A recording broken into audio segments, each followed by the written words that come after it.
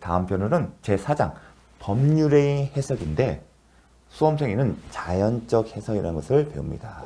자연적 해석. 또는 이거를 5표시 무해의 원칙. 잘못된 표시는 해를 끼치지 않는다. 그런 내용인데 딱 시험의 출제는 정형적이에요. 그리고 요 내용의 한 줄로서 요와 관련된 내용과 관련해서 한 줄로서 차고와 함께 박스형으로 출제했습니다. 35회 때. 그래서 요 내용은 기본적으로 아셔야 할 내용입니다. 수험생으로서 한번 읽어볼게요. 법률행위 해석이란 건 뭐냐면 자, 계약을 하잖아요. 계약을 하게 되면 계약서를 써요. 뭐 매매계약서를 많이 쓰겠죠. 임대차 계약서나.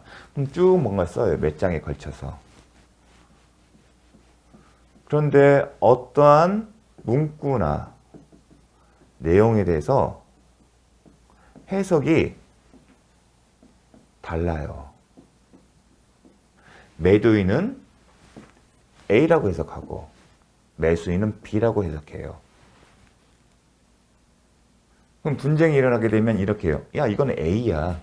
아니면 매수인은 B야. 이런 얘기를 합니다. 그러면 분쟁했을 때 이걸 어떻게 하냐? 이 해석을 어떻게 하느냐가 이제 소송이 걸렸을 때 기준 인사겠죠. 그래서 원칙의 기준은 객관적 합리적 제3자 입장에서 여러 가지 사정을 고려해서 규범적, 객관적 해석합니다. 규범적 해석 방법이 첫 번째예요. 규범적 해석. 규범적 해석. 잘 안 되네요. 규범적 해석. 그런데 시험은 나오진 않아요. 그 얘기가 뭐냐면 쉽게 얘기해서 객관적으로 해석하는 거예요.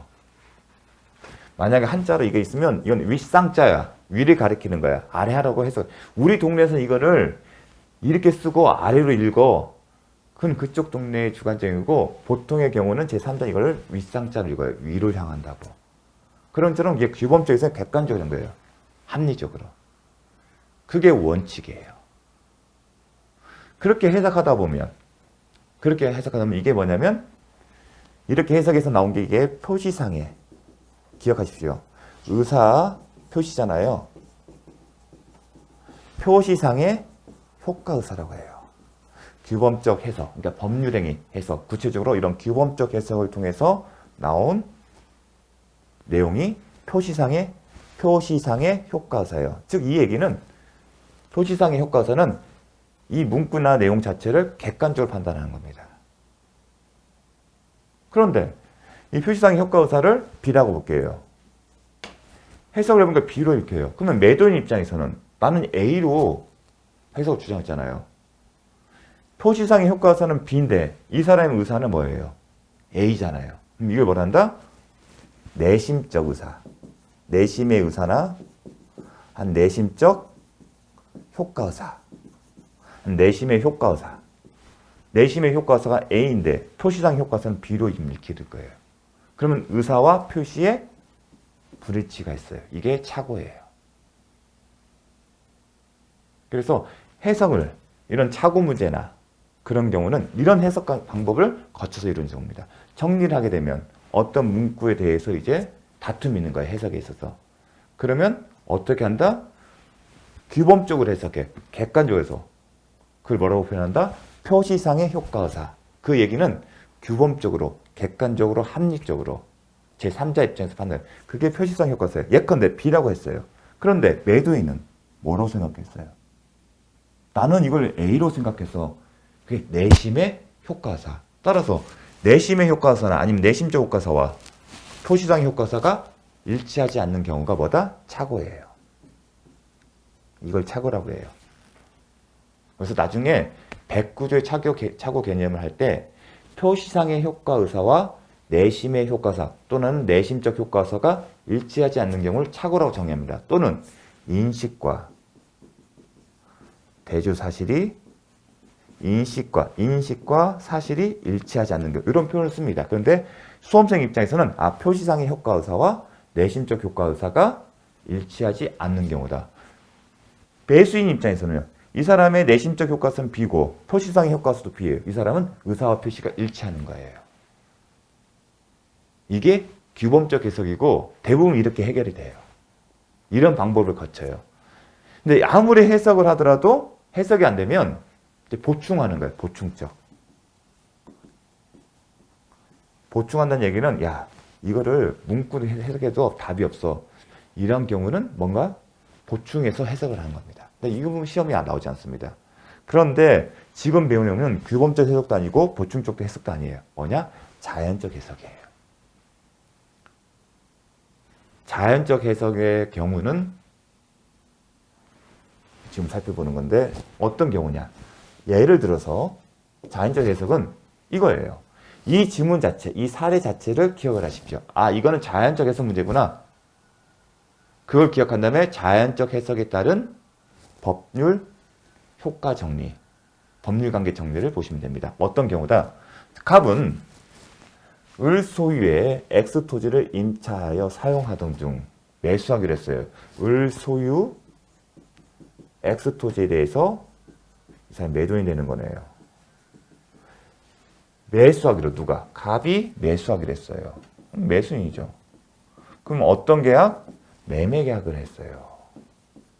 이 사례를 기억하십시오. 야, 이거는 이거 가지고서 자연적 해석이다. 이게 답이 나오셔야 돼요.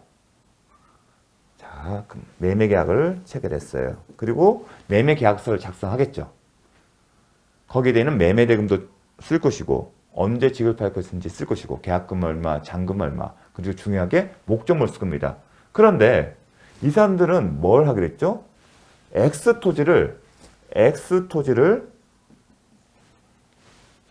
매매하기로 했는데 계약서에 뭘로 썼어요? X 토지가 아니라 Y 토지를 썼어요. 계약서에. 그러면 이런 경우라면 항상 표시상의 효과서를 각 당사자별로 기준합니다. 자, 이 사람은 내심의 효과서는 뭐예요? 내심의 효과서. 이 사람의 의도는 뭐였어요? 앞에 있잖아요. 어떤 토지? X 토지잖아요. 그런데 표시상은요? Y로 썼어요. Y 토지예요. 그렇게 되면 내심의 효과서와 표시상 효과서가 일치하지 않고 이는 무슨 문제다? 착오 문제예요. 지금 이게 규범적 해석을 하게 되면 이건 Y토지는 Y토지잖아요. Y를 Y로 하지 X는 볼 수는 없잖아요. 그게 규범이에요. 객관적이고. 반대로 매수인도 봤어요. 매수인은 봤어요. 근데 특징이 뭐냐면 내심적 효과서가 뭐예요? 이 사람 X토지잖아요. 그리고 표시상의 효과서 Y토지는 똑같잖아요. 똑같이 착오가 있었어요. 지금 특징이 뭐냐면 종전에 제가 따로 설명했을 때는 한쪽에만 착오가 문제가 발생했잖아요. 그는 양쪽 다 착오의 문제가 발생했고 특이할 점이 뭐냐면 내심적 효과서가 같잖아요. 비록 Y토지에다 썼지만 양 당사자 모두 어떤 토지? X토지에 대해서 계약을 체결할 의사가 있었고 합의가 있었잖아요. 그래서 이 점에 주목을 한 거예요. 그러면 규범적 해석에 맞춰서 여전히 이 매매 계약은 Y토지로 봐야 할지가 이제 쟁점이 된 거예요. 야, Y토지 보는 게 맞겠죠. 규범적 해석에 따르면. 이거 Y니까 Y니까. 그런데 이러한 특수한 경우에 이 매매 계약서의 목적물을 Y토지를 계속 Y로 볼까?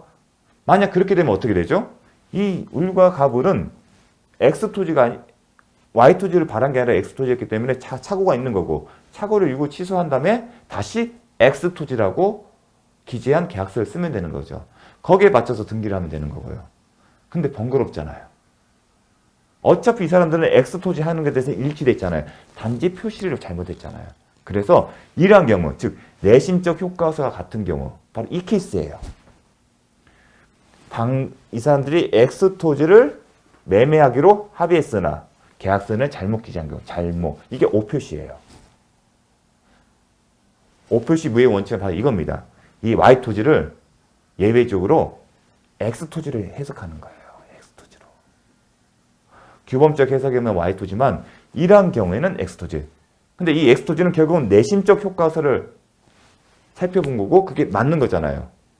그래서 규범적 해석이 아닌 그걸 자연적 해석이라고 해요. 자연적 해석은 결국은 내심적 효과 의사가 일치된 경우를 의미하는 경우예요. 그래서 요 질문 지금 어려운 내용인데 제가 그렇게 내심적 효과 의사, 표시상의 효과 의사 이렇게 구분하면서 접근해서 읽으시면 좋겠습니다. 이런 경우에는 계약서에 Y로 썼지만 X 토지를 보는 거예요. 그 얘기는 이들은 자연적 해석 방법에 의해서 비록 계약서에는 Y 토지라고 써있지만 이들 사이의 매매 계약은 어떤 토지? X 토지에 대해서 체결된 것으로 해석하는 겁니다. 이게 법률행위 해석이에요. 자연적 해석 방법을 통해서 Y 토지로 써놨지만 내심적 효과사가 일치한 경우는 어떻게 한다? Y가 아닌 X 토지를 읽는 겁니다. 그래서 매매 계약서는 Y로 써있지만 X 토지에 대해서 계약이 체결된 것으로 보는 겁니다. 그 결과 X 토지니까 표시상의 효과사도 X 토지가 되는 거고요.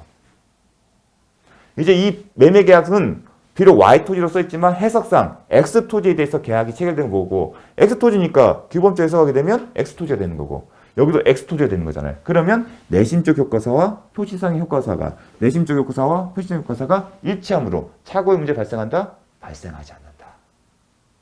이게 자연적 해석 방법입니다. 그래서 어려운 내용이에요. 근데 제가 포인트를 정리해놨기 때문에 이걸 훈련했으면 좋겠습니다. 이게 착오에 접근한 방법이거든요. 그래서 보겠습니다. 갑과 을 소유, 을 갑이에요. 이들은 을과 X 토지의 내심적 효과서는 일치하는 경우에요.